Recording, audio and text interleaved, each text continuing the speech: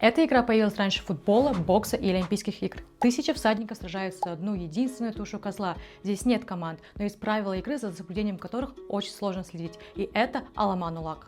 На прошлой неделе весь Кыргызстан обсуждал видео с масштабных игр в Аламан-Улак на берегу Кемпирабада. Среди призов были 3 машины, сотня верблюдов и лошади. Но запомнились эти игры отчасти из-за трагической смерти одного человека и довольно жуткой аварии.